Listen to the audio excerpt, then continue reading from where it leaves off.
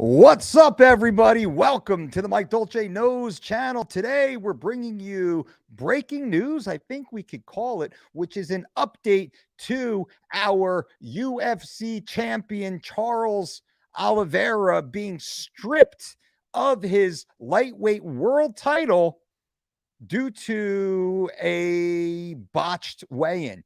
In fact, Charles Oliveira weighed in at 155.5 pounds for his UFC lightweight world title fight against Justin Gaethje this past weekend.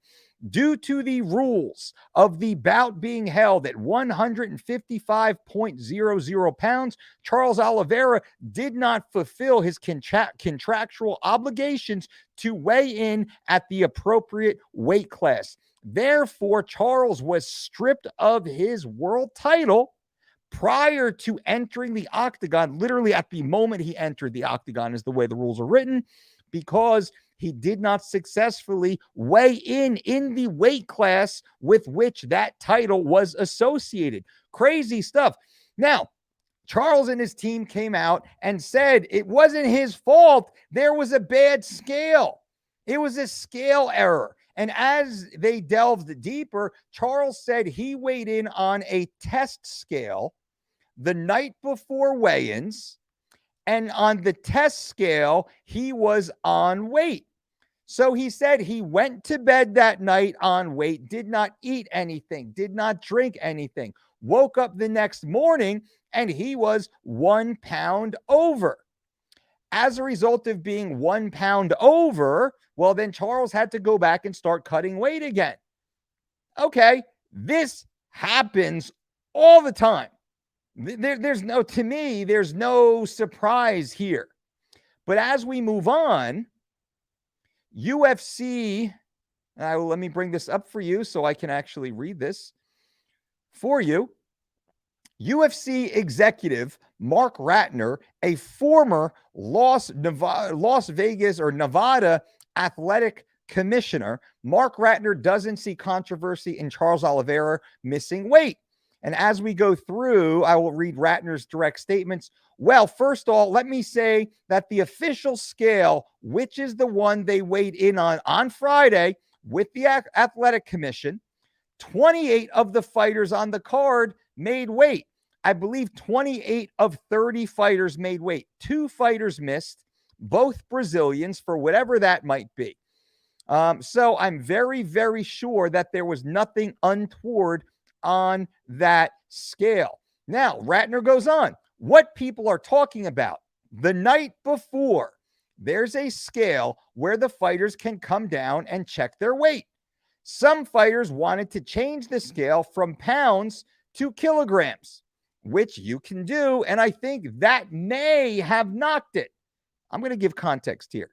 We don't have any proof of anything, but it may have knocked the practice scale out of calibration. When we found out that there was a problem with the scale early on Friday morning, somewhere around 8 or 8:30, we got another scale that was calibrated and put it out there. Now, Ratner goes on to say, I am not sure what time Charles or his camp came down on Friday, Ratner said, but he's saying that he checked the weight Thursday night and he was fine. But I can say for sure that Friday there was nothing wrong with the official scale. Now, let me take this away and go back to explain this to you. Before I do that, I would strongly suggest you click the link below if you want to get comprehensive blood work done. Check out our partner, Marek Health. Go to marekhealth.com/Dolce, promo code Dolce to get a comprehensive blood panel that is reviewed by a medical practitioner. And if you have any issues, you can actually work with the team for specific health protocols. marekhealth.com/Dolce. Check the link below. Now, Charles, I gotta say first, Charles Oliveira is a 5-time weight cut cheater. To be fair, Charles Oliveira has missed weight 5 times and cheated his opponents 5 times. That is basically legalized cheating in combat sports. If you miss weight, you have an advantage over your opponent because you don't have to get down to the lower weight. You don't have to do what's necessary, deprive yourself, dehydrate yourself, exercise enough to get down to weight. 5 times Charles Oliveira did that. That's his history. Whether it's intentional or not, it's still very unprofessional. Now, on this night, Charles Oliveira had said he weighed in Friday night on a test scale. Now, I know, everyone knows the test scale is an unofficial scale. We know the test scale is likely not identical to the official scale. We know, every professional knows, the official scale is the only scale that matters. It is the responsibility of the athlete and of the athlete's team to have access to an accurate scale. Hopefully the UFC scale is accurate, but I know there are 30 other knucklehead fighters in the hotel. There are 2 to 3 coaches with each of those knucklehead fighters. There's usually 1 or 2 training partners with each of those fighters. There are managements and agents and looky-loos. I know that there's going to be 200 to 500 other people in and around those scales for a week. I know that that scale might be tampered with. I also know that my opponent and their coach and their training partners and their managers will have unfettered access to my scale that's in my room or the room of my athlete, the training room. I know that red corner has one scale, blue corner has another scale. I know that every athlete in both of those corners doesn't want their opponent to have an easy time making weight. I've been doing this for over 20 years, and I know all of this is true. I know it happens. I know it's possible. And I'm not surprised to hear that one of the UFC scales might not have perfectly matched up with the official scale. In fact, I'm so not surprised that over the entirety of my career, I've never trusted the test scale. It is simply a unit of reference.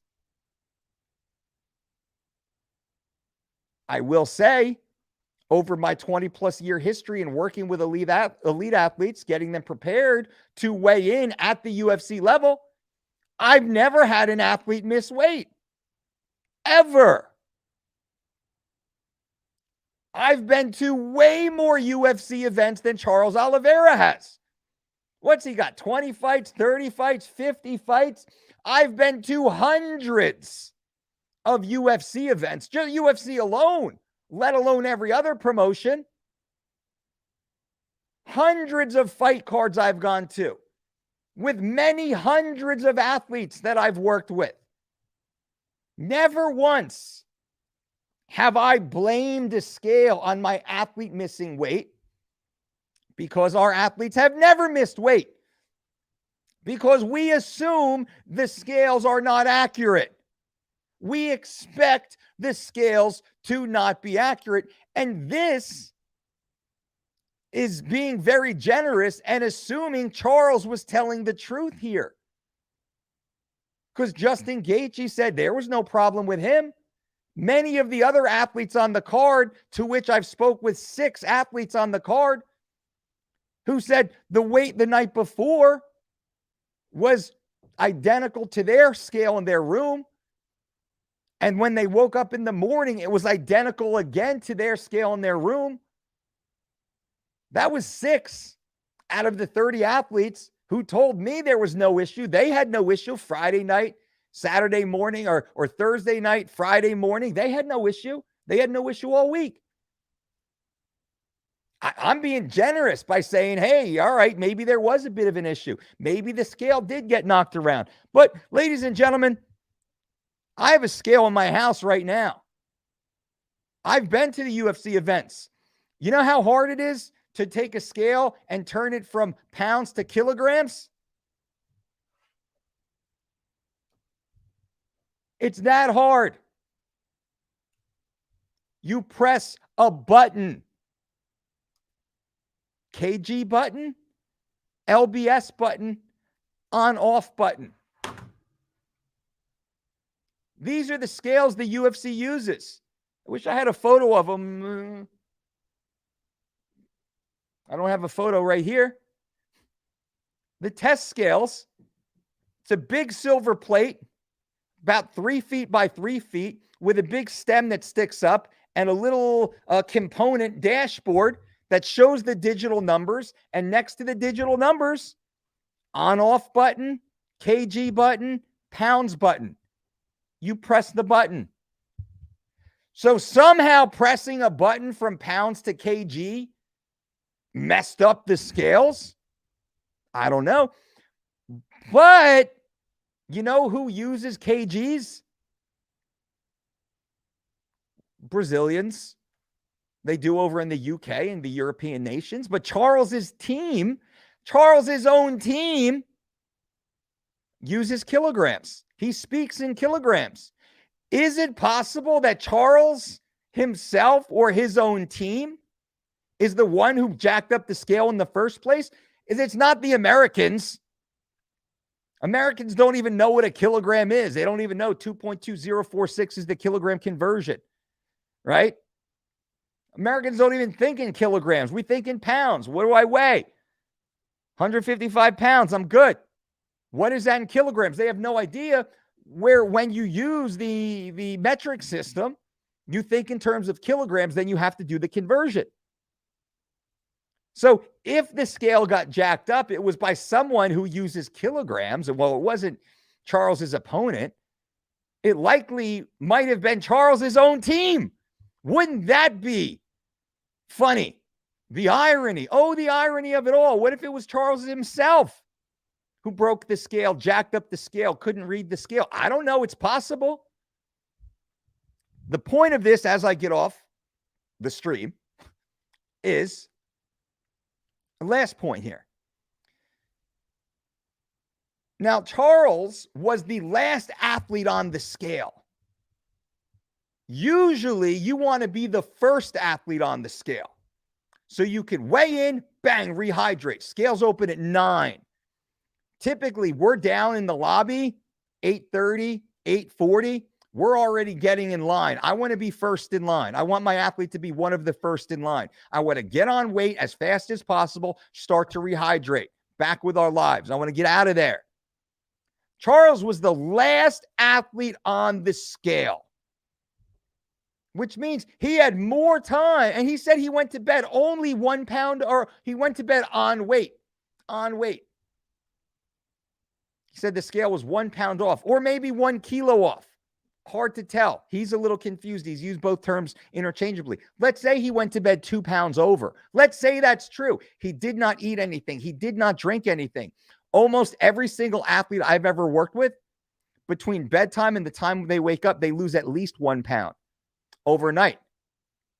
Through respiration, the moisture you release when you breathe, through perspiration.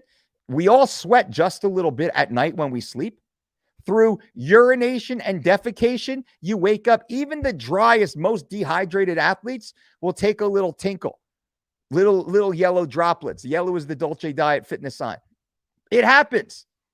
So if Charles, let's say he was a kilo over, 2 pounds over. Let's say, I'm giving him so much leeway here. Let's say he was 2 pounds over. The night before, accidentally, where he said he was on weight, and the scale was 1 pound to 1 kilo off. I'll give him a kilo. He didn't lose at least 1 pound, half a kilo overnight in all that time. The 12 hours or so between 9 p.m. and 9 a.m., he didn't lose a single half kilo, a single pound. No? Well, that's weird. I've never seen that before. I've never seen that in any of the athletes I've worked with.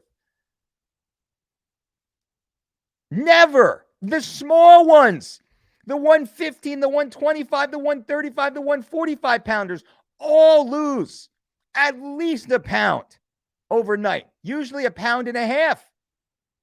He didn't lose any? That's weird. And then he woke up. He knew he was over. He had the entire time, the 2-hour window between 9 and 11, I believe, to lose that pound. And that didn't come off. And then he weighed in at 155.5, missed weight. Then he had another hour to lose that half a pound, that 8 ounces.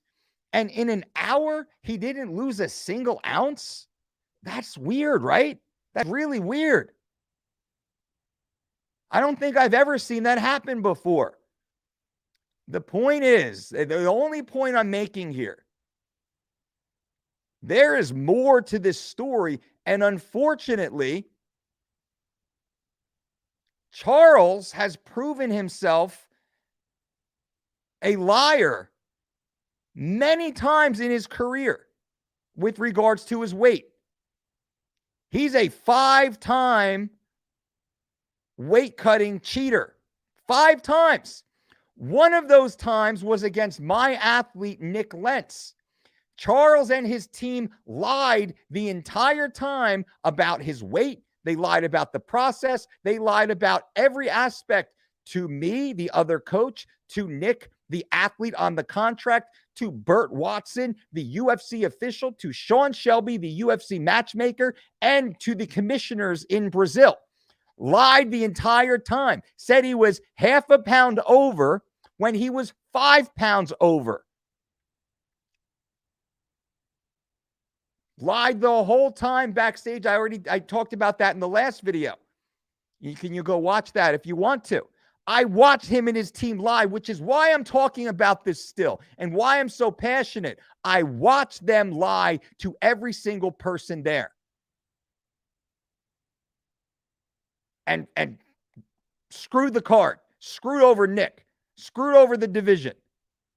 So is it safe to assume that he might not be telling the truth once again? Yeah, that is a more logical conclusion than the mystery scale mishap where 28 other athletes weighed in no problem and 2 athletes had a bit of a problem. Now, Norma Dumont, I think, missed weight and Charles missed weight. Norma, I don't believe, has a history of missing weight. It happens. It happens. Charles missed weight 5 times. And again, I find it so odd that he was unable to lose 8 ounces of water in the 60 minutes he was given after the scales had closed, after having 2 hours during the time the scale was open. So he had 3 hours to get this weight off and couldn't get it done. Something else was going on, which leads me to believe Charles was having a serious issue cutting weight. He had botched his weight cut. A botched weight cut happens days before weigh-ins. It doesn't happen the morning of weigh-ins. It doesn't happen the day before weigh-ins. A botched weight cut happens usually the week or so, 10 days out. Even in the best of training camps, about a week or so before the scale, that's when the comedy of error begins. And maybe he started cutting weight too soon. Maybe he pulled his sodium too soon. Maybe he started drinking distilled water. Maybe he tapered his water off instead of, he pyramided it instead of reverse pyramid. Maybe he went on a ketogenic diet like some of these athletes do, where they pull the carbs way too soon. Maybe he sent his body into such a stress state too soon, which I saw him do in Brazil, which is why I believe his body shut down on Wednesday, Thursday of that fight card where he couldn't get any more weight off. She should have been in the hospital. Point is, he's really bad at cutting weight, which is very unprofessional. That's the point to all this. I'm not surprised Charles missed weight. He's missed weight 5 times. Why is anybody surprised? I don't know if anyone's missed weight more than Charles. I mean, he's definitely in the top tier of weight cut cheaters, right? To be fair, I'm not being mean to the guy. I'm just telling the truth. But Mark Ratner came out. Mark Ratner explained the way it went down. The UFC tells us when we get there, these are test scales. Hopefully they match the official scale, but they're not the official scale. We all know that. To risk your career on a test scale that 300 to 500 people have access to. Does that make sense? Does that make sense? especially someone with the amount of experience that Charles Oliveira has and the amount of money that was on the line. Does that make sense? Charles, spring for a scale, man. Get a Tanita scale. Tanita. Look it up. Get a Tanita scale and travel with that, man. I don't even fight in the UFC. I have a Tanita scale that I travel with. Cost you a couple $100. It would have saved you $2 million, bro. Fixed. Anyway, anybody have any questions? I'm happy to answer any questions here.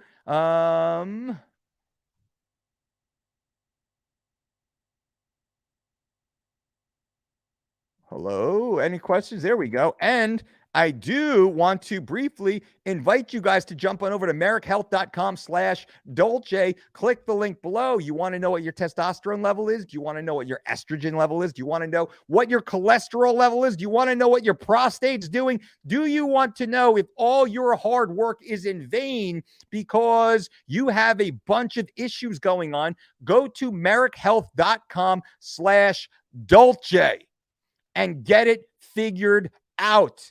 I created these panels, the female panel, the male panel. Let me show you briefly what this is. This panel will show you everything you need to know to make sure you are healthy, you are fit, you are doing everything in your best interest. You have no imbalances, you have no deficiencies by going to merrick.com/Dolce and getting your male hormone panel or your female hormone panel, whichever one you are, get a his and hers for you and the missus. Use that Dolce promo code to save 10% and live your best life. Merrick Health is who I use. I just had my blood panel done with Merrick Health. I'm super excited about the relationship. There's a link below if you're interested.